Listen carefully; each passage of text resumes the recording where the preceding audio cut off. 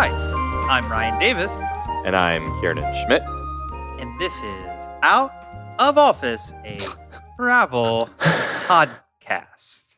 This he taken. You know, Ryan, I feel like you are like savoring that opening now. You're doing modulations I've never heard. You're going up in pitch, you're going down in pitch. And it's really drawn out. It's become about 15% of our running time. It's just you introducing us. So what is that about? I feel like it's sort of my time to shine. I want to like show people what we have to offer here at I mean, Out of I Office. think we can certainly agree that you don't typically shine once we get into the topics of the day. But So that opening, I am so engaged. I'm so there, and then I drift off as the show goes. But you certainly do. Well, okay. I mean, I'll have to consider how I feel about that. I do like giving you a moment in the sun, though we know that this seat taken is really what's catching fire. I mean, this is what the fans are making pins, hats. They got iPhone cases. They whisper to each other, "Hey, this seat taken." there's a lot of folks who think that your line reading there is just not up to the same quality of what I'm given. Oh, I'm sorry. This is Let what me try. I'm hearing. This seat taken. That's how See, you sound. That's you. That's like once more with feeling. I like that. Well, Ryan, we certainly have a lot of feelings today because this is our 21st episode, our 21st birthday. 21. If you're counting by episode years. And so that means that we can drink. And drink this episode, we will. We shall. And our episode today is the best distillery and brewery tours. Now, Ryan, I tipple, but as the primary drinker, this is an episode where you're gonna shine. Yeah, these are some of my favorite places to go. You can regularly find me at a distillery, just kicking back, and we're going to talk about some of the best ones. Now, before we do go into that, though, however, we have a recalculating. Recalculating. Now, Ryan, you may remember that recalculating is the segment where We correct your mistakes. No, we do correct mistakes. They're not necessarily my mistakes, so that's interesting that you should put it all on me. They have been of late, but no, I see what you're saying. So I could also make a mistake. Well, so we revisit to correct mistakes we made, but also we add additional new information on topics that we've covered before. And you may remember that 2 episodes back, we talked about luggage. It was the luggage throwdown. When I was pitching what I thought would be a great new feature to add to suitcases, I wanted a cup holder because I'm always struggling to keep my coffee balanced when I got the personal item and the ticket and trying to grab the bag and the person behind me is pushing. And I struggle to keep that coffee in my hand. And, at the time, I thought that this was some new brilliant feature. Right, but you've since learned that there are some of these already on the market. Yeah, no, I mean, there are a plethora of choices that one can use. So I'm going to just quickly talk about 3 options that you have if you, like I, would like to carry your drink on your luggage. Now, the first, the company's name is TUGO. I've got to think that that's Tuggo, right? Or it could be to go. I was thinking maybe like you to go. Yeah, right, to go. But wouldn't that be TOGO, to go? Or then Two, no, that like would two, like Spanish. no, but that would be to go, like or Togo. That would be Togo. Of course, if you're going to Togo, you got your drink right here, baby. So anyway, this is called to go. I think it's Tuggo because I think you're tugging your luggage. You're Tuggo. So it's called the Tuggo luggage drink holder with H2O to go. Oh, to go. Okay. Well, that clears it up for us. Now, Ryan, you can see it there. Now, how would you describe this? It looks like you've kidnapped a bottle of water and you're strapping it between with like loose ties between your luggage handle. Yeah, it doesn't look too solid to me. Basically, it looks like a little fabric net basket that you rest your drink into, and then you tighten it onto the sides of your handle with zip ties. And the reviews are in, and they're not good. Homebody here on Amazon gives it 2 stars, says it's less than expected. Yes, this item does attach easily to the bars on my luggage handles. However, I expected the beverage in the holder to remain upright, swiveling to keep level. It does not, and the manufacturer is aware of this. They send instructions on how to minimize, quote, slosh. And the instructions are drink half the beverage or use a sealing sticker to cover the drink slot on a coffee lid. So basically, their advice is just get an empty cup and duct tape it to your luggage, and there's your coffee holder. And that these are some of the better reviews that you just read. Yeah. The Amy Lee Miller says it was That very sounds like flimsy. that A sounds name like I'd make up. yeah, that sounds like Yeah. every female name you come up with Well, when it's just, I just Amy Lee. yeah. Well, this is Amy Lee Miller, and she gave it 1 star and said it's very flimsy. And the first time she used it, the cup fell out. Nightmare. Also, the netting is unattached, so you have to keep trying to get it to stay in. That just doesn't seem like a great product to me. No, Uh, I never like, as a rule, I don't like when I have to keep struggling to make it stay in. yeah. So Well, XM1HQ4X, he said 1 star, and his quote is terrible. It didn't work at all. So it's right to the that's a point. that is. It's a good review. The It's criticism concise. is spilling all over this page, this Amazon page. So I can't say that we necessarily can trust this Togo or Togo. No or go on the Togo is what I no say. go on the Togo. You can have Yeah. that one for free. Now, a second option. Now, this is a company, I have heard of them before, but I think that it's a fairly well-known company, kind of like a Sky Mall. It's called Hammacher Schlemmer. Do you know them? That sounds like a name you would make up in some short story you were writing. It reminds me of the name of the guy who carved Mount Rushmore, Gutzum Borglum. Yeah, I bet it's a distant cousin.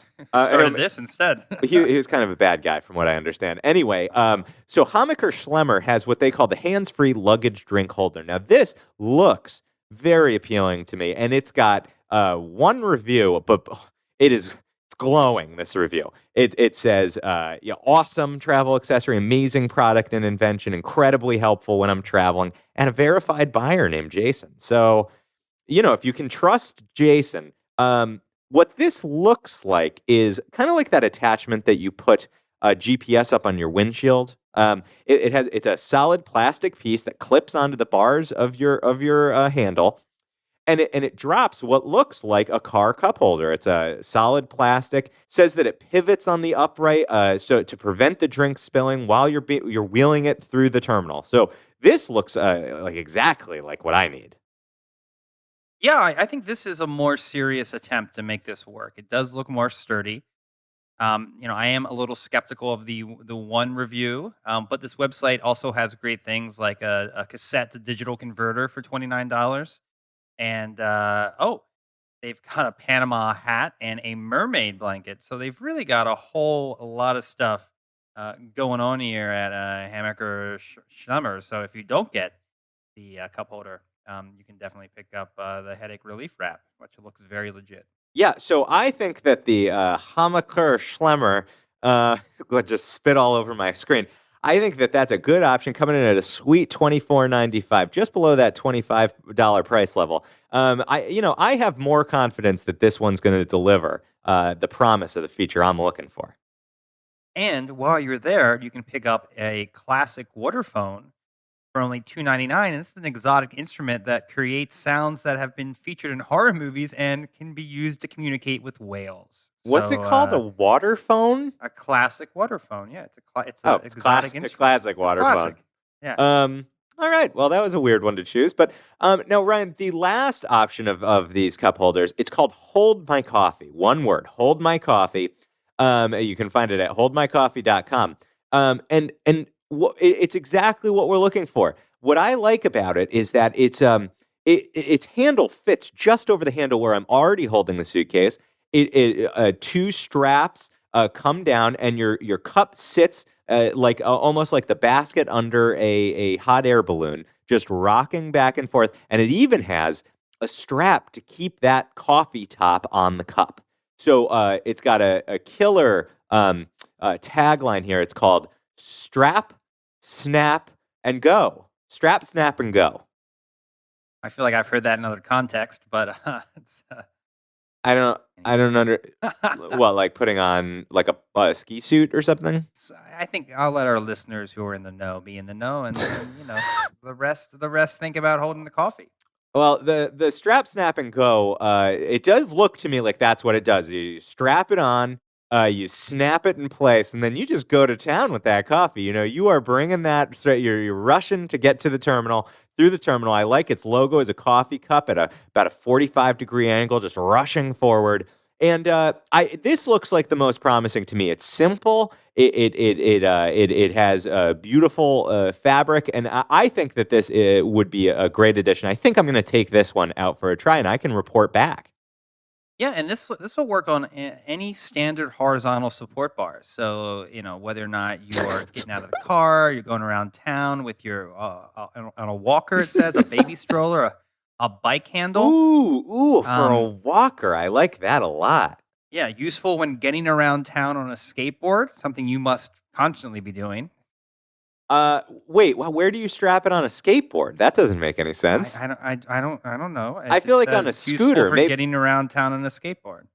it's not Maybe they mean useful a for scooter. that. Maybe they No, mean a scooter. or it's possible that you can just hold this swinging from your hand regardless. But I guess if your hand's going to be occupied, why wouldn't you just hold the coffee cup already? Well, maybe when you're skating, you're trying to keep your gravitational centered, right? Sure. And Yeah, yeah. so the Ah, swinging would help you with that. I mean, Hold My Coffee needs to put some videos on here because I'm realizing it's much more complicated than I realized. And Yeah. it may work for surfing if it works for skateboards. I mean, you could have a nice hot coffee as you're out on the ocean. Now there are zero reviews. I know. Yeah, I noticed that. It Yeah. seems like maybe they're not quite off the ground yet. And they say that it is cheaper than a competitor that you didn't even mention today called Cup Pilot. So, yes, I did a bit of research on Cup Pilot. What I was trying to do was I was trying to pick three representative solutions. There are many further solutions than the three we're talking about Right. today, but that's because this is recalculating. This isn't, the meat of the episode. Yeah, we could do a whole episode on cup holders, though. I We mean, now realize. I could do a separate podcast on it. So for today, we are just focusing in on the three. I'll just recap them quickly. It's the To-Go Luggage TUGO, the Hammacher Schlemmer hands-free luggage drink, and then finally the one that has my vote, but which I'm not sure is actually available, the Hold My Coffee, strap, snap, and go. So I've learned that next time I go on a trip, I'm just going to finish my coffee before I have to get on the flight. It'll be totally Yeah, easy. that might be Yeah. the deepest takeaway from this recalculating is this is an unsolved problem. I think we got to start Yeah. getting the engineers on I, this. I worry that this would count as a carry-on on a WoW airline. That. Oh, I see that you brought a Hold My Coffee. That'll be an extra $57. I do love this woman walking down the street with the Hold My Coffee. She seems super happy and content with it. All right, Ryan. Well, with that, I think it's time to get to the topic of the day. Let's put down our coffee, pick up our beers, and talk about the best distillery and brewery tours. It's time to take off. Tell the cabin crew. Flight attendants, prepare for takeoff, please. So, Ryan, I think it's fitting. We're going to cover 5 brewery distillery tours that we recommend, and there's only one that we've both been to. So maybe we could kick off there. Yeah, I mean this speaks to our heritage, and I think that it really brings us together. This one, right? Absolutely, my heritage is from New Haven, Connecticut. Yeah. But what you're referring to is the fact that we both come from the Irish, which is, of course, why we're doing this episode in the first place. And it is the Guinness Storehouse in Dublin. In the great city of Dublin, pretty much everywhere you go, you're going to see a sign that says Guinness Tour this way. And you just sort of go there and you can actually tour where they make Guinness, which I'm told some people actually enjoy drinking. I don't know. Yep, I enjoy a Guinness. It's one of my favorite drinks. I would say of the kind of mass-produced, generally available beers. I like that I can usually rely on a bar having Guinness, no matter where you are. If they don't have the fancy craft breweries, whatever, they've got a nice smooth Guinness with that special tap that they need. And I love when they pour the Guinness, they sit it down, you got to let it settle, and then top it right off. That ritual, my mouth is watering even as I'm describing it. I always used to feel bad for Barack Obama on St. Patrick's Day because he would have to drink a Guinness, and the look on his face as he drinks a Guinness is the look on my face when I drink one. Just one of just like total, just this is the worst thing I've ever had to stomach. But one of the things about the Guinness tour that I think is different from all the other tours we're going to talk about today is it's the most built out in terms of like having like a lot of history. It's a pretty new renovation, so it's sort of like a clean and fancy tour. Wouldn't you Yes, say that? it feels a little Disney to me, if I'm being honest. It Right. is fun, but as you're saying, you get to walk through the history, the production process. You're not actually walking through the real brewery. This is basically a museum that they've set up, the Right. Guinness Nobody's done it. Storehouse. No one's ever worked in this building, Well, not at making Guinness, no. I mean, yeah, and making Guinness, which is why you're there to see in theory. But they do after you've kind of been through this museum. At the very top is this 360-degree view of Ireland, and you can sip on your. Well, of Dublin. Of I mean, Dublin. maybe if you Ireland's not that squ- big, frankly. Maybe if you squint, you can see all of Ireland. But I was drinking a lot. I had quite a few Guinnesses that day, and I swear I could see all the way to London from the top of yeah. But you Yep, get a good and, view of Trinity College and of the park, and it's a gorgeous yeah. view. And it's almost like worth the price just to go up there, and you get to enjoy a glass of Guinness, a pint of Guinness, once you're there. yeah. You And get to it's funny have- because, yeah. well, it's very funny because they call it a free pint, but you have paid 1850 euros Right. for an adult ticket, so you have paid for this Guinness several times over. Yeah, but you can still get more if you want to just really hang out in that 360 view. You can grab a couple pints of that Guinness. Yeah, I the only had compli- one because it was it's not very tasty. No, stop it with that. It is absolutely tasty. It's also a bit of a rite of passage. It's like going to New York for the first time and not seeing the Statue of Liberty. Like when you go to Dublin, people say, "Have you gone to the Guinness Storehouse?" It's just kind of a must do. It should be on the bucket list. Actually, it's funny I say bucket list because I reached out to a beer expert of mine, and he said he talked about a couple of these tours, and he said, "Oh, I haven't been to this series of them, but it's on my pint list." That's That's what he calls the breweries he wants to visit, the pint list. That is actually very cute. Yeah. One thing that can be helpful for our listeners is if you're planning to go to the Guinness House, if you buy your tickets online, you get to skip the queue, which is what they call a line in Ireland.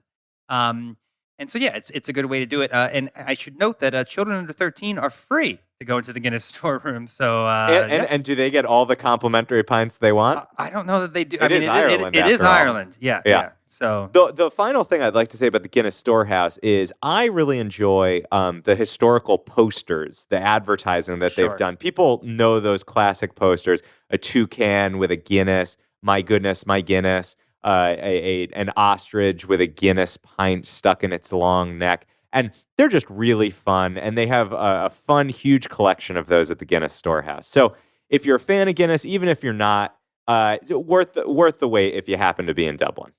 I think we should come back to the United States, to the West Coast, and talk a little bit about Sierra Nevada. I'm shocked that you didn't sneak some natural wine vineyard in here. Well, we're not doing that's another episode, and we're going to do Okay. many natural wine episodes in the future, folks.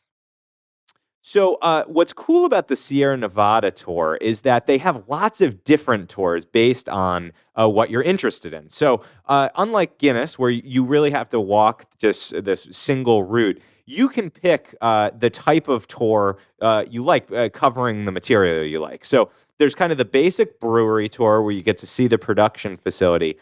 But then there's also a heritage tour where they talk about all the raw materials, where they source, and how Sierra Nevada came to be the craft brewery that it is today. And I know people who really love Sierra Nevada, and there are super devoted fans. They live and breathe this history, and they've got a tour just for you. Is Sierra Nevada really a craft brewery, or it's so large? Yeah, they call themselves America's premier craft brewery. I think that Sierra Nevada was basically on the cutting edge of small batch beer. And so they preceded the kind of renaissance in beer that we see Right. today. I mean, America really, we are deeply spoiled with a wonderful beer culture that you don't find in a lot of other countries. And Sierra Nevada really was one of those pioneers. And they also offer a handful of, again, further interesting tours. One is about their sustainability. So they put a lot of attention into reusable energy. They have this philosophy they call reduce, reuse, recycle, and rot. And you can go and see all the green technology they've developed for the brewery. And then there's two final ones. One is the backstage pass, which I feel like when you go on these brewery tours, you think that that's already what you're getting, but this is where they actually take you into like the like nuts and bolts of the brew house. So they take you down into the basement. You get to see the brewing process really up close, and you get to see kind of the mechanical wonder that a big brewery is. That sounds pretty cool. I don't know that I've ever gone that deep into a brewery. No. They let you submerge yourself into the beer as it's being brewed, surrounded by hops. And the final one, and for anyone who likes beer, this has become the increasing obsession in our age, is everyone loves IPAs. This is the Hophead Tour, and it is specifically to educate you about the aroma and flavor of hops. And so if you've ever wondered about what a hop looks like, how it comes to be in your beer, why it makes it taste it as it is, and all the different types of hops, the Hophead Tour is the one that you're going to get. So I love this sort of customized touring that you can do at Sierra Nevada. I have to say I've never heard the term hophead, but I would call myself a hophead. I mean, I like beer with a lot of hops, so that would be the tour that I would pick. I think I don't know anything about identifying different kinds of hops, so I might actually learn something on that one. There is actually a beer out. There's a couple beers out there that call themselves Hopheads, and there even is a Hopheads Beer of the Month Club. Hot tip for all of those out there who, like I, enjoy a tasty brew.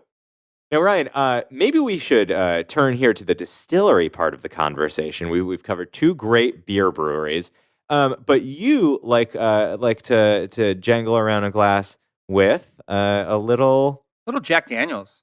little Jack Little Daniels. Jack. Yeah. So when I was a child, I mean, this tells you a lot about my childhood. My family took a trip to Tennessee and we drove. And on the way there, we drove through this little town called Lynchburg, Tennessee. And this is home to Jack Daniels. And this is where you can take the Jack Daniels Distillery Tour. Now, um, oddly enough, or ironically enough, Jack Daniels is located in a dry county. So you Is that can't, right? yeah, you can't actually you can drink on the at the distillery through these tours, but if you want to go and buy a pint of Jack Daniels or something, you got to leave that county. You can't do it there. Okay, they don't Wow. want any of that trouble in Lynchburg. Um, so they actually call they a couple variations of tours. Again, the one that I took when I was 10 was the Dry County tour, which is basically the Boy, tour your with parents were very progressive. yeah. Well, my dad just wanted to sip on some whiskey, I think. Sure, So it's a good way. Yeah, it's definitely a good way for a parent to. Oh, let's go get some of the local culture. yeah, I'll yeah, take two on rocks, please. yeah. In the middle of a long car drive, you do need to stop at the whiskey distillery, right? Well, hopefully it's not in the middle of the car drive. I would hope it would be at the end of the It car was. drive. I mean, it's going to be at the end, no matter what. After this, probably. But Right. so we did the tour, and there were kids can go on the tour. There's it's open to all ages, and obviously you don't get the whiskey on the dry tour. But Oh, there right. are So Dad couldn't even order the whiskey. yeah, but he did the Flight of Jacks tour, which meant at the end he got to have a couple different variations of the whiskey and had them talk about the how why this whiskey is different based on the process. But unlike the Guinness brewery, the Jack Daniel's distillery is clearly still in use and feels like a place where people are like working and making whiskey, which is cool. And Ryan, since I haven't been on this one, is there anything that like particularly jumps out in your memory about why this is a good one? You said it does feel like a place that people are actually working. That's definitely appealing. Anything else? Yeah, it feels much older and more part of history. Clearly, the Guinness tour has really been built out. They built like a lot of facility to accommodate all the people coming to Dublin. In Lynchburg, they don't really have that problem. it does feel much more like organically like you're visiting this old place that happens to make whiskey and you're there, and it's not like everything is laid out for your presence. So Yeah, it's not for tourists. yeah, I mean I mean, it is for tourists, but it wasn't custom built for right. tourism. It is still the city is still a town that makes its money on the whiskey being made there. Unlike Dublin, I mean, Guinness is probably made and bottled all over the world. So yeah, it's a Yes, if different. I and in fact, I remember that they talk about the slight differences in Guinness that you can get in different countries, which was very interesting. I want to go to the country where it tastes the least like Guinness. Oh God, brutal. Well, I guess we won't be Instagramming at Guinness this week. So one of the things that's really sad, Kiernan, is when you go to any of these websites to check out one of these tours, you have to enter your birth date. And so I was really quickly entering my birthday, and I put 0404, and I put 92 instead of 82. And then I think to myself, Mm, oh, they're not going to let me in because it thinks I'm 10 years younger. No, yeah. no problem. No problem at all. Yeah. Send me right through. I had the same experience, except when you put in an age that wasn't above 21, it just stayed up until you clicked yes, I'm over 21, or it just like suggested, hey, are you sure? You sure you don't want to revisit up there? And then eventually you get through. I don't think this is like keeping anybody out. No, I think it should These send you to filters. Disney.com or something if you're not 21. That's funny. That's very funny. And now you have also gone not just for Jack. You also like a little rum. I do like a little rum. And when I was in San Juan a few years ago, got to go to the Bacardi. It's called Casa Bacardi. It's where they make Bacardi rum, which is one of the most famous rums in the world. And this is sort of nice 'cause it's a little bit out of the way. It's a little out of down. And, unlike Guinness, which is right downtown in Dublin. When you're in San Juan, this is a little bit of a trip out of town. Like you can sort of see San Juan and the fort of San Juan, like in the distance, and big outdoor area. Very Mm. crowded though. I mean, it is like Guinness, where this is like a big tourist attraction. People are definitely coming to this. So you wait outside. You get a drink or two while you wait, and then you get to go through and you get to see. It's really the history of Bacardi, but also sort of the history of San Juan because they were closely tied together. Oh, Um, that's cool. yeah, and you do get the feeling that there's actual rum being made there, and there's people there working, and it's an interesting experience. And when you've done a lot of these tours, it can sort of get tedious if you're just focused on like the process. And Lynchburg is very much like a process place. Guinness, like we said, has a lot of history and a lot of development of the brand. Bacardi has a lot of early historical stuff again, and like around the building of San Juan and how Bacardi's interacted with the United States and with Cuba, and it's really interesting how they get into a lot of that sort of the politics of the rum. Yeah, I like tying the history of the place to the history of the company, and I think that seems very distinctive on a lot of these sort of tours. I think they really focus in on, well, when our founder first opened, a still in his garage. It sort of glorifies the brand as opposed to the entire place and enterprise. So that's very cool. And Yeah, I and see. I Oh, mean, go ahead. one of the benefits of going to like a brewery that started in the 1800s versus Sierra Nevada, which I think is like 2004, is there is a lot of that history there. So Sierra Nevada probably reads more like a startup story, modern Yeah, startup story right. versus something like Bacardi or Jack Daniels or Guinness, which is steeped in the history of the place. Yes, and I see that while you haven't put in a natural wine vineyard, because we'll eventually be forced to do that on the episode, you have snuck in a little Bushwick special here.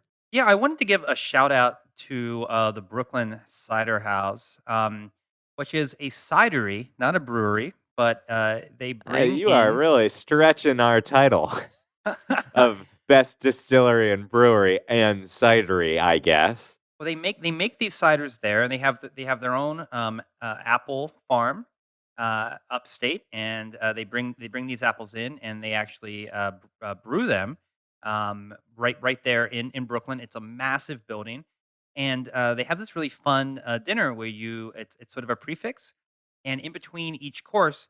they bring you back to the actual barrels where the cider is aging, and you do fresh cider right out of the barrel. And you can Wow. it's called catching cider, and you can either catch it with your mouth, Like like out of a tap? yeah, you Like bet out you of a spigot? yeah, the spigot. They turn the spigot on, and Oh my you're like a God. dog, and you just get in there, and or they can give you a little dainty cup. But everyone else was Oh, doing the spigot. I'll take the dainty cup. Thank No, you. all the finance bros around me were going straight spigot, and I was like, all right, well, I'm gonna fit in here. So I did fine. No, I no. caught it. Yeah. No, no. I'm a dainty cup for a dainty boy. Thank you very much. I don't know. Maybe you shouldn't do that part of the. You could get a Yeah. little messy. I I'm could good see at you the tables up slipping. front. I Yeah, could see you for sure. I'll probably knock over the barrel. Yeah, the barrel comes crashing down. Yeah. Well, that's very cool. And so you're actually eating a meal and then seeing the production in between. Is that correct? Yeah, so you get and this is less of a tour and more of a meal, but they do keep bringing you back into this area where the both the steel barrels are, where the initial aging happens, and then where the oak barrels are, where it finalizes, the final sort of aging happens before it is caught by the consumer. So it's the only place I've ever been where you've gotten cider right out of the barrel. That is a unique experience. Yeah, I love it. So, of the five we've covered today, I think we've sort of shown the wide range of these sorts of tours that exist out there. In the case of Guinness, really curated, kind of museum like. In the case of Sierra Nevada, very customizable, and you get to trace whatever type of tour you're looking for. For Jack Daniels, it doesn't feel as touristy. You get to see the actual works, and you can't even drink there, which is crazy. Bacardi has a real sense of place, and the Brooklyn Cider House combines it with a little bit more of a full event, right? You're actually having dinner there. I'm shocked you didn't find one, Ryan, that you have an immersive experience where actors are playing 19th century brewers. There is the Kings County Brewery, a Kings County God. Distillery here in Brooklyn, and they're in Navy Yard in a historic, incredibly creepy building, and that would make a fantastic FYI, a fantastic Sleep No More esque experience. So throwing that Brewery out tour. there. Wow. I mean, really, I feel like the founding of an immersive theater experience company is going to grow out of what started as a travel podcast. So we will, of course, link to all of these in the show notes. And please, if you have great distillery, brewery, or yes, cidery tours that you think are worth sharing, email us. Ryan, do you remember what our email is? outofofficepod@gmail.com. Yep, keep the emails coming, and we may feature your recommendations or questions you have for us on future episodes.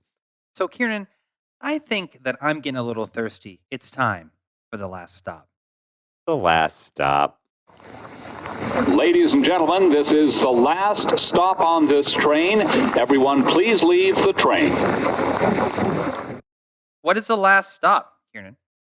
I mean, I think by this point everybody knows, but the last stop is the final segment of our show where you, Ryan, and I, Kiernan, discuss one thing in our lives that keeps that spirit of travel, that wanderlust within us, going throughout the workaday world. And so it may be something we're eating or reading or smelling or playing with, a piece of gear. It may be a website. It may be an immersive theater experience. It can really be any range of thing to do with travel. So, Ryan, you always have a good one here. It's your favorite segment. So hit us. What is your last stop?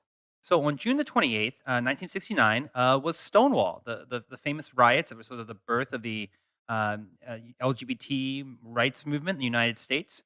And all year long, New York is celebrating the 50th anniversary with these Stonewall at 50 events. And I'm actually going to one tonight, being hosted by the New York Public Library, called Love and Resistance, Stonewall at 50, where they're showing a bunch of LGBT historical documents and things related to the riots. So it's going to be really interesting. A bunch of historical photographs, but there's going to be so many events happening this year. There's going to be plays. There's going to be film screenings. There's going to be symphonies. There's all sorts of, obviously parties happening. Every year there's a World Pride celebration, and this is sort of like your local Pride celebration, but on steroids. Like everybody from around the world comes. We think there's going to be up to 1 million people attending in June this massive World Pride celebration in New York. So all sorts of events happening, really exciting. And like I said, I'm going to one tonight, and throughout sort of the year, I'll be highlighting some other ones that I go to. But it's going to be an exciting gay year to be in New York. Yeah, it's a great time to celebrate the forward movement that has happened, and it also ties in. Stonewall, of course, is a national monument It is. overseen by the U.S. National Park Service. So it's good that we're preserving that And history. yeah, and thanks to President Obama for making that happen.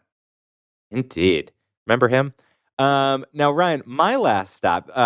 I've been going back and forth to D.C. quite a lot for the day job, and there's a Smithsonian museum that I think often gets overlooked. It's the Smithsonian National Postal Museum.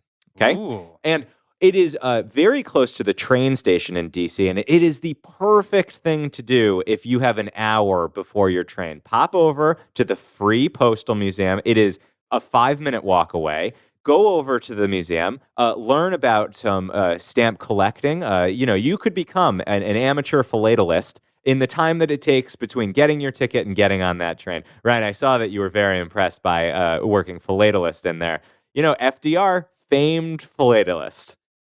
Now, there's one thing in this museum that you might not expect to be there, and it is a taxidermied dog whose name is Oni. Have you ever heard of Oni? No, I haven't heard of Oni. So, you're kind of walking through this museum, looking at stamps, thinking about envelopes, and all of a sudden there's this taxidermy dog, and the taxidermy is like like a B+ job, Oh, okay? that's what you want. You want some bad taxidermy. Scare the children.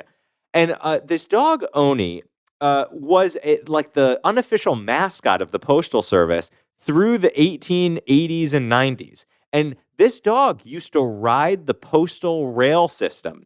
And he was like a local celebrity. When he would come into your town, you'd say, Oni the mail dog has arrived. And it's quite amazing. This tradition came about all throughout America where communities would make little badges and trinkets and ribbons, and they would attach it to this coat that Oni would wear. And so there's all these photos of Onis next to postmasters, on mail bags, in mail trucks and trains. And, it was this great kind of little phenomenon. I will say the sad thing about Oni is that Oni got a little rambunctious in older age, and his death was by gunshot after he did attack. But he had many years. Oh my God. He had many years as a good dog. It's like a where very the good red dog. fern grows here, Yeah, It's just old Yeller territory. Yeah, no, but Oni, he's preserved forever in the Postal Museum. He wears his coat of trinkets, and he stares out with creepy eyes that you'll never forget. And I even picked up in the Postal Museum gift shop, they sell a children's book about Oni, and they leave out that ending, which I'm happy about. The ending where Oni goes postal and is taken out. I mean, dark. You said you were going to shine in the opening, but you just did it right there. We could not leave on a better note. Wow. So R.I.P. Oni, but we're glad you still live forever in the Smithsonian National Postal Museum right next to Union Station in D.C. So Ryan, next week, we're going to talk about all the different options that people have to board and leave flights easier. So we're going to compare global entry versus TSA versus all these new pay-to-pass startups like Clear that are starting to pop up at airports all over the world. This sounds great. I have heard good things mostly about global entry. So I'm excited to hear the alternatives. Yeah, they all have their pluses and minuses. We're going to let you decide what's the right fit for you. So until then, I'm Ryan Davis. And I'm Kiernan Schmidt. And this is Out of Office, a travel podcast. This seat taken. I'm really Poor sad Oni. about Oni, though. Oh, he was a so good dog. Cute. A good dog. He's from Albany, which We'll put him on the explains it all. Instagram for sure. We definitely will.